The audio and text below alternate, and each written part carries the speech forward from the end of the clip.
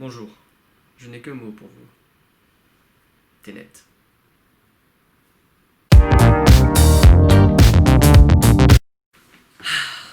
Alors, aujourd'hui on va parler de Tenet, donc le film de Christopher Nolan sorti cette année, donc en août, et qui est normalement encore en salle. Avant toute chose, donc avant de parler de l'explication de Tenet, avant de vous donner les clés pour mieux comprendre le film, je vais faire une rapide critique, comme c'est mon habitude. C'est-à-dire que Tenet, ou Tenet, comme vous voulez, est un bon film, c'est du grand spectacle, mais c'est loin d'être le meilleur de Christopher Nolan. Tout simplement parce que contrairement à ses autres œuvres, en tout cas celle qui est écrite avec son frère, donc Jonathan Nolan, donc tous ses films avant Dunkirk, Tenet est un peu bancal. Il parle souvent de ses inspirations comme étant celles de James Bond et d'autres films d'espionnage, sauf que le film semble être un James Bond sous adrénaline. Et déjà que James Bond c'est vachement dans l'action, dans la violence et tout, Tenet, même si c'est peut-être, je sais pas, moins exotique, ça prend tout ce qu'on peut critiquer des derniers James Bond, c'est-à-dire tout ce qui peut être juste grand spectacle et même plus cette ambiance un peu d'espionnage, de contre-espionnage et de thriller politique. Parce que Tenet se veut un film à énigme et thriller politique, et aussi un film d'espionnage. Donc il y a un gars joué par John David Washington, le fils de Denzel Washington, qui s'appelle le protagoniste. C'est le seul nom qu'on lui donnera pendant tout le film. Il est recruté par une société secrète pour empêcher l'apocalypse de se faire. Et comme le spectateur, le protagoniste est largué, il sait absolument pas où il doit aller, il sait absolument pas quoi faire, il sait absolument pas qui est l'ennemi. Et tout se dévoile plutôt lentement quand même au fur et à mesure.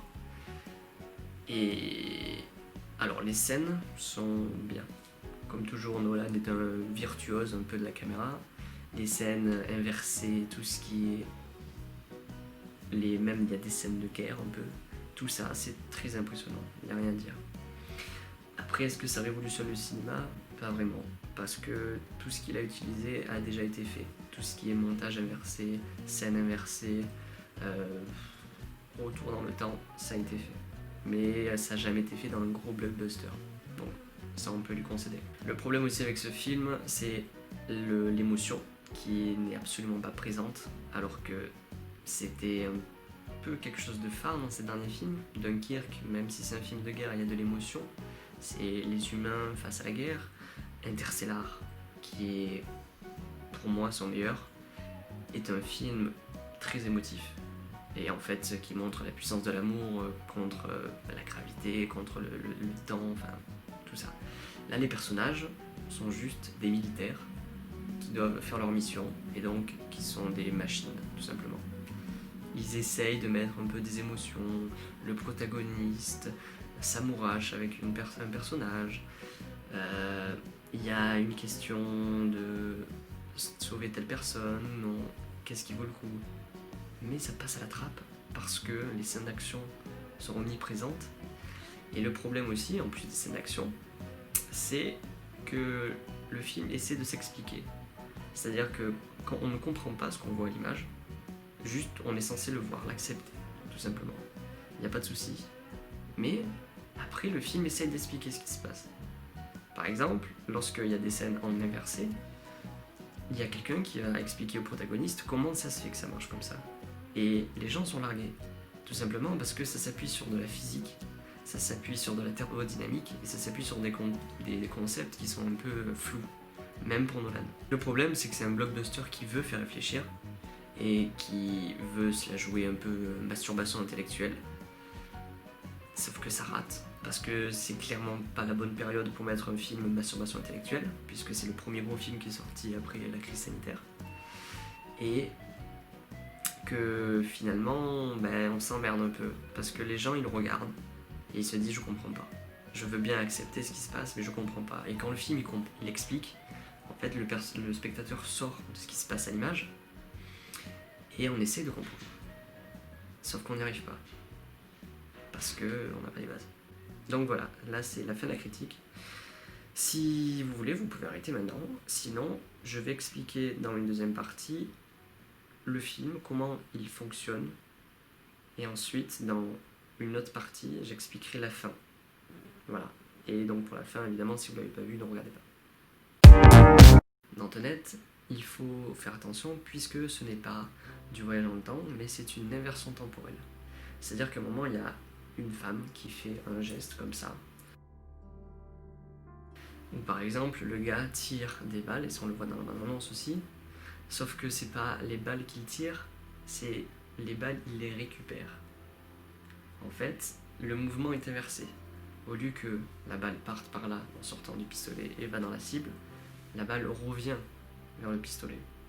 Et ils expliquent ça en disant que certains objets sont envoyés du futur et ont une entropie inversée.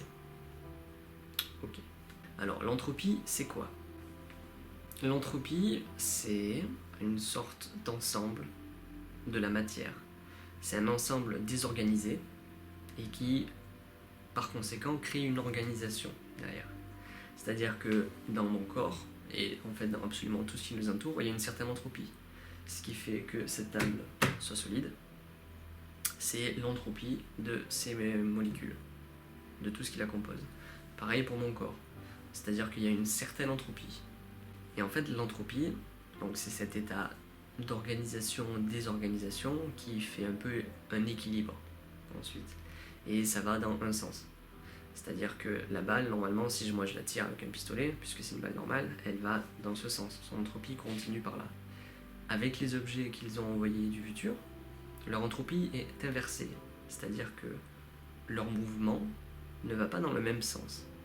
Donc au lieu qu'on les tire, on récupère les balles. Tout simplement. L'entropie, qu'est-ce que ça implique en fait finalement ça? Alors je vais faire un schéma tout simple. Donc, pour comprendre comment ça marche dans Tenet, je vais faire un schéma. Donc n'oubliez pas, si vous l'avez vu, ou en tout cas si vous allez les voir, vous constatez qu'il y a des machines qui permettent d'inverser notre entropie et donc de remonter le cours du temps. Donc au lieu que notre entropie soit dans le même sens du temps qu'on a l'habitude, elle sera inversée, et donc nous avec. En fait, dans Tenet, il s'appuie sur une théorie qui explique que le temps va en ligne droite. En fait, ça c'est la ligne temporelle. D'accord? Ouais. Ça c'est la ligne temporelle. Donc là il y a des événements, là il y a des événements, là il y a des événements. Dans Tenet et pour Nolan, sûrement, du coup, le temps s'écoule en ligne droite. Sauf que ils ont inventé des machines qui permettent de remonter le cours du temps. C'est-à-dire que là, il y a par exemple une machine. Donc la personne la rentre dans la machine et par cette technique, la personne, au lieu de continuer par là, donc dans le sens normal du cours du temps, elle va avancer dans ce sens, donc en arrière. Et c'est pour ça qu'on va constater qu'ils peuvent revivre à certains moments ou que des choses s'inversent. C'est-à-dire que pour nous, comme on voit dans la bande-annonce, si une voiture se crache dans ce sens, ça se crache normal. Là, il y a l'accident. Là, elle finit par se cracher. Mais pour la personne qui vient en entropie inversée, elle va d'abord voir la voiture cracher et ensuite, elle va la voir rouler normalement. Donc ça marche aussi sur le fait que si une voiture, ou du coup les balles, ou n'importe quoi qui vient du futur, on va d'abord voir l'effet et ensuite la cause. En fait, dans Tenet, il faut comprendre les lois de la causalité. C'est-à-dire que dans tout ce qui existe, dans la réalité, normalement, et donc dans notre physique, il y a une cause A qui produit un effet B. Et dans Tenet, en remontant le flux du temps, on voit d'abord l'effet B et ensuite la cause A. Et les objets qui viennent d'une entropie, qui ont une entropie inversée, donc ils ont un sens du temps différent, on constate d'abord leur effet et ensuite leur cause. En tirant les balles, au lieu qu'elles partent comme ça, les balles, elles reviennent. Parce qu'on voit d'abord la cause et ensuite l'effet. Et donc ça se produit grâce à ces machines. Mais l'explication n'est pas censée aller plus loin en fait. C'est-à-dire que si on commence à réfléchir à ce que c'est possible, non, ça n'est pas possible. Actuellement, en tout cas. Et même dans leur monde, c'est pas possible, puisque ça vient du futur, ce genre de choses. Pour revenir à l'entropie, Puisqu'il y a des fois où on pourrait ne pas comprendre. Par exemple, c'est pas évident de comprendre pourquoi la balle est lâchée. Enfin, elle n'est pas lâchée, mais elle est récupérée au lieu d'être lâchée, puisque l'effet n'existe pas. En fait, donc comme j'ai expliqué, l'entropie, c'est un certain désordre dans l'ordre, et des fois, il y a deux entropies qui se rencontrent, et donc ça fait un effet thermodynamique, c'est-à-dire qu'ils échangent de l'énergie par le mouvement, tout simplement. Par exemple, lorsqu'un glaçon va dans une boisson chaude, paf, la boisson se refroidit, puisqu'il y a un échange de trucs. Alors que, si jamais on était dans une entropie inversée, prenez un ballon, vous gonflez le ballon, il gonfle, vous lâchez le ballon, enfin vous écartez le ballon va se dégonfler, parce que l'air va sortir.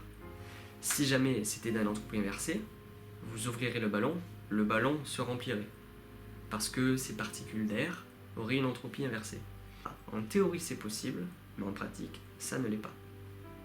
Et c'est toute la base du film. C'est-à-dire qu'il ne faut pas chercher à comprendre si ça se fait en fait. C'est possible, mais pas en réalité. Voilà, donc si jamais vous avez compris, tant mieux. Sinon, je vous invite aussi à chercher par vous-même sur Internet, donc tout ce qui est sur l'entropie, les lois de la thermodynamique et les explications sur Internet si vous l'avez déjà vu. Ou alors, il y a sûrement des sites qui recensent les clés pour comprendre Tenet avant de l'avoir vu. Là, je vais passer à la suite de la vidéo, c'est-à-dire l'explication de la fin, l'explication du mot Tenet, donc tout ce qui est à voir après avoir vu le film. Donc là, je commence la partie où je pars de la base que vous avez vu le film, donc si vous ne l'avez pas vu, cassez-vous, merci. Une des grandes questions de Tenet, c'est en fait pourquoi il ne change pas les choses. Pourquoi ça fait pas comme dans certains films où il voyage dans le temps, style Doctor Who, style Terminator, par exemple, où ils essayent de changer des événements du passé pour influencer le futur. Tout simplement parce qu'en fait, dans le temps, on va dire qu'il y a trois grandes théories principales. Il y a cette idée d'un temps en ligne droite. On peut remonter. Il y a une idée d'un temps qui serait en fait sous la forme d'un cercle. C'est-à-dire qu'il n'y a pas vraiment début, il n'y a pas vraiment de fin. Il y a aussi dans Doctor Who un moment où il dit qu'en fait c'est plein de cercles qui se croisent tout simplement.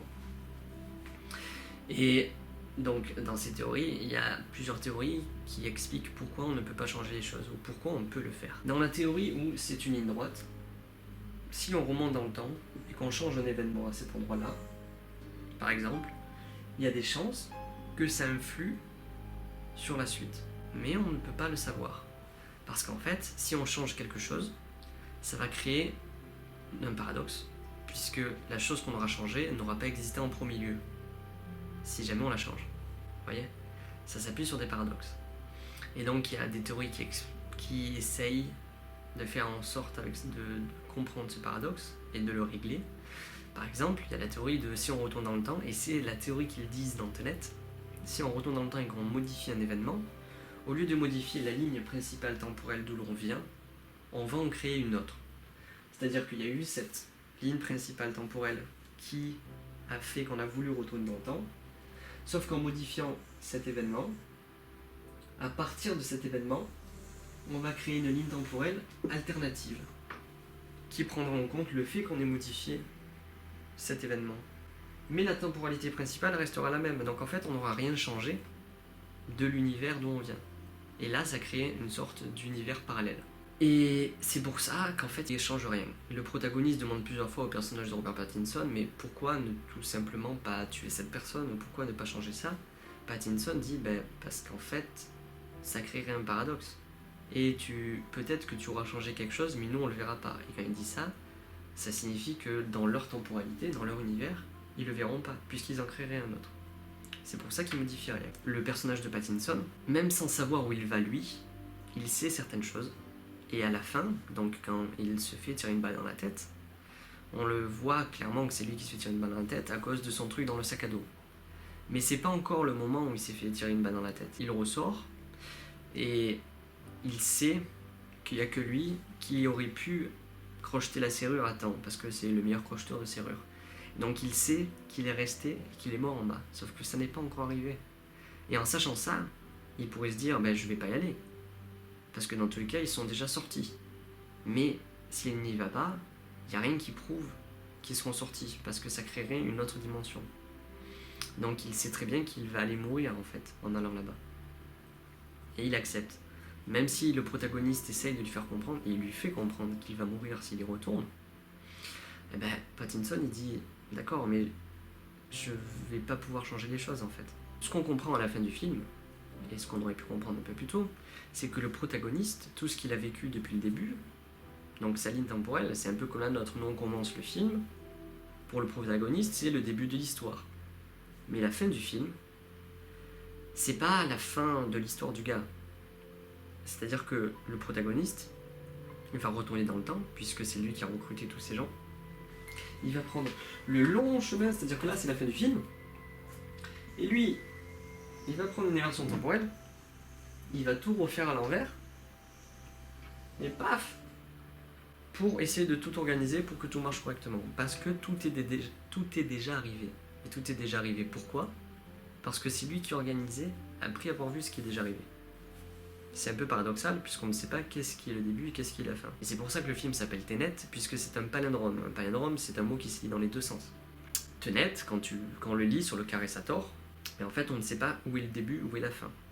Mais par contre, par exemple, si on enlève le N de Tenet, ben, rien ne va plus. C'est-à-dire qu'on ne pourrait pas lire la chose. Dans le film, même si pour le protagoniste rien n'est encore arrivé, rien n'est encore sûr, et en fait pour un peu tout le monde rien n'est encore sûr, ben tout est déjà arrivé d'une certaine manière, puisque c'est tout ça qui est organisé par le protagoniste qui a déjà vécu tout ça. Donc il faut juste retenir, pour ceux qui sont pas, ou qui ont eu du mal à comprendre la fin, c'est que le protagoniste il va retourner en arrière pour faire en sorte que tout se passe comme prévu. Voilà. Et il fait ça parce qu'en fait tout s'est passé comme prévu grâce à lui en premier lieu. Paradoxe. Qu'est-ce qui est le début, qu'est-ce qui est la fin ? Tenet, paf. Voilà. Voilà. Donc s'il y a quelque chose à retenir de Tenet, c'est que la fin du film n'est que le début pour le protagoniste, mais c'est la fin pour Pattinson.